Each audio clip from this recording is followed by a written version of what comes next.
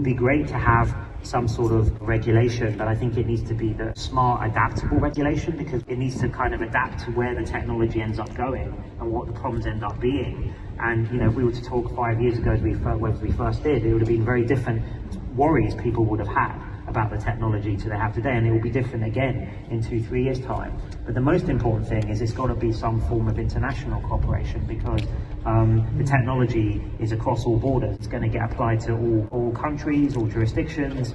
I sometimes talked about a kind of CERN-like international effort, like we have in physics and other subjects, where we're carefully approaching this sort of event horizon of AGI.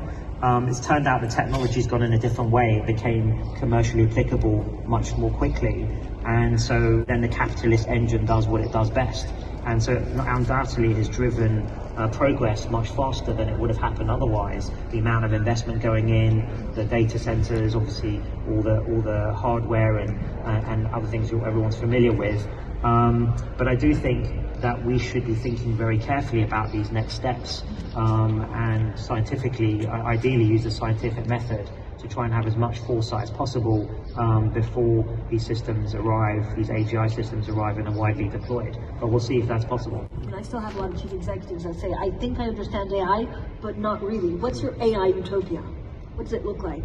Well, an AI utopia, I mean, the good versions of this are that those of us who've worked in it for a long time have always hoped for is, if you build a general intelligence, an artificial general intelligence, you could use it to crack what I call root node problems in science. So these are problems where if you unlock them, it would allow for whole new branches of discovery or applications that couldn't have been done before. I think AlphaFold was one of those that unlocks, drug discovery, structural biology, many areas in biology and medicine. And I think there are a few more that are needed like that, maybe in energy, material science, and so on.